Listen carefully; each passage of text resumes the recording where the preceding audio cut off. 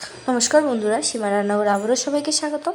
আজকে আমি কাঁঠালের ইঁচড় বানিয়ে আপনাদেরকে দেখাবো।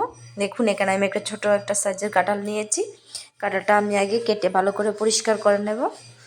কে কে কাঁঠালের ইঁচড় ভালোবাসে আমাকে অবশ্যই কমেন্ট করবেন। এবার আমি হালকা একটু সিদ্ধ করে নেব। দেন এখানে আমি যেগুলো মশলা লাগবে সবগুলো দেখিয়ে দিলাম। মশলাটা আমি আগে ব্লেন্ড করে নেব। এখানে আলু আর কাঁঠালের চরগুলো আমি ভালো করে একটু সিদ্ধ করে নিয়েছি। দেন কড়াইতে তেল গরম করে আমি আগে আলুগুলো ভেজে নেব। ভালো লাগলে অবশ্যই আমার চ্যানেলটাকে সাবস্ক্রাইব করে দেবেন। যারা করে দিয়েছেন তাদেরকে অসংখ্য ধন্যবাদ। আপনারা কীরকমভাবে কাঁঠালের ইঁচড় রান্না করেন অবশ্যই আমাকে জানাবেন। এবার আমি আলুটা ভাজা হয়ে গেছে। এবার আমি কাঁঠালের ইঁচড়গুলো একটু ভেজে নেব। এই তরকারিটারে আপনারা কী নামে পরিচিত আমাকে অবশ্যই কমেন্ট করে জানাবেন। এবার আমি একই কড়াইতে পেঁয়াজ কুচিগুলো দিয়ে দেব। দেন পেঁয়াজ কুচিগুলো একটু ভাজা ভাজা হলে মশলার ডোটা দিয়ে দেব।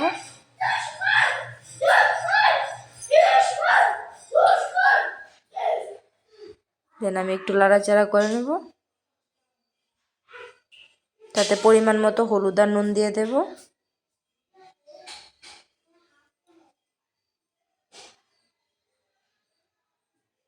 দিয়ে আমি আবারও একটু কষিয়ে নেব।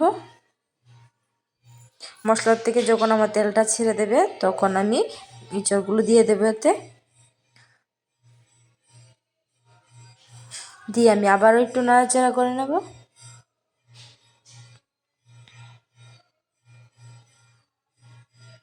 আমার একদম ভাজা ভাজা হয়ে গেছে। এবার আমি সামান্য পরিমাণ জল দিয়ে দেব। দেন নামিয়ে নেব। এবার একটু গরম মশলা উপর থেকে দিয়ে দেবো। নামিয়ে নিয়ে রেডি হয়ে গেল আমার কাঁঠালের ইঁচড়। কীরকম লাগছে অবশ্যই একটা কমেন্ট করতে ভুলবেন না। ভালো লাগলে একটা লাইক করে দেবেন। আপনাদেরকে অসংখ্য অসংখ্য ধন্যবাদ। ভালো থাকবেন।